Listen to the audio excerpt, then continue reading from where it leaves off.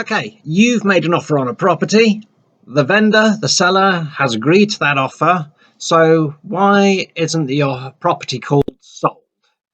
So often it's called sale agreed, it's called maybe under offer, there's sold subject to contract, sold STC.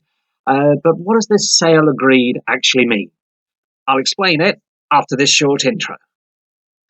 I'm Tim Hill, internet entrepreneur, property investor, and author of How to Really Buy a Property.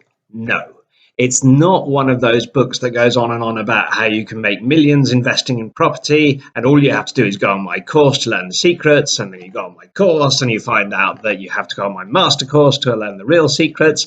None of that. If you have decided to buy a property, no matter what your motivation, then How to Really Buy a Property is the smart way to do it.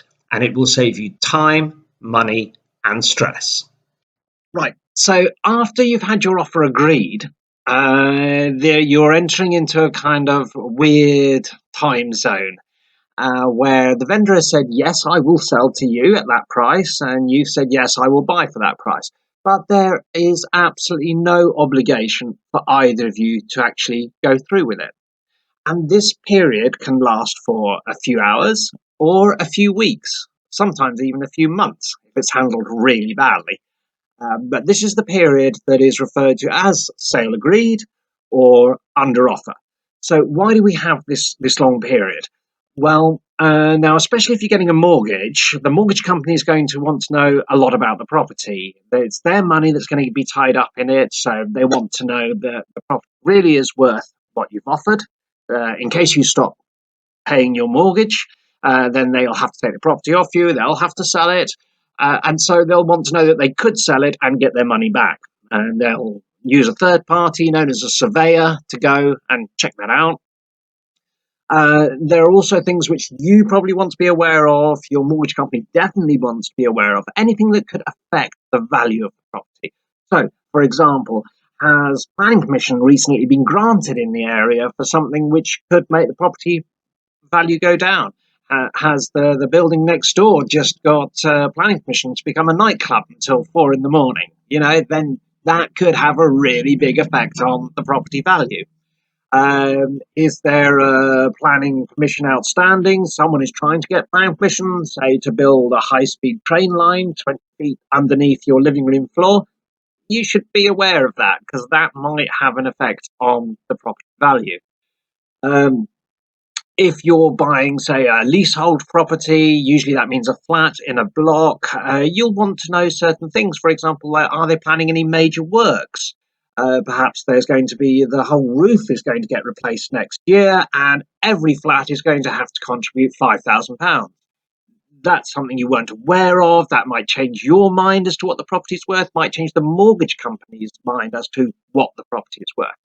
An awful lot of paperwork needs to be gathered together before you can really say, I definitely want to buy this property.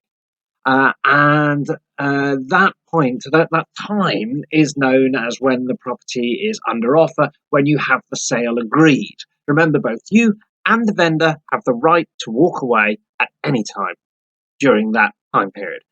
Now, you have a contract which basically states who you are, the buyer, who the vendor is, what the property is, how much you're paying for the property, and when the deal is actually going to go down. That's the contract. And nothing is legally binding about this sale until you've signed the contract and the vendor has signed the contract. That's the point when you've both signed them and your solicitor and the vendor solicitor exchange those contracts, known as exchange of contracts. That's the point at which the sale becomes legally binding. Up until then, the sale has simply been agreed, and it's no more than a gentleman's agreement. You don't have to go through with it. The vendor doesn't have to go through with it. So you might normally refer to it as I've got a sale agreed. The vendor might refer to his property as being under offer. These are both about this time period. Now, also, and you see this very often on the portals or on the websites, you'll see this sold subject to contract, sold STC for short. which broadly means the same, but not exactly. Because contracts have not exchanged, you haven't signed, the vendor hasn't signed, and you haven't swapped over those contracts to make the deal legally binding, the sale is subject to those contracts being signed and exchanged.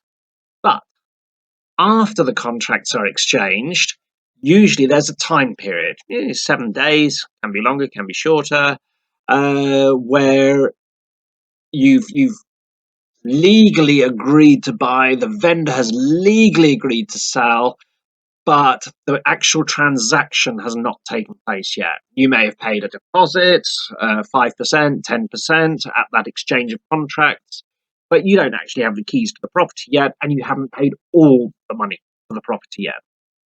That's going to happen on a date called completion, which is specified in the contract. Now, so you haven't paid fully, you don't have the keys yet, the vendor hasn't moved out.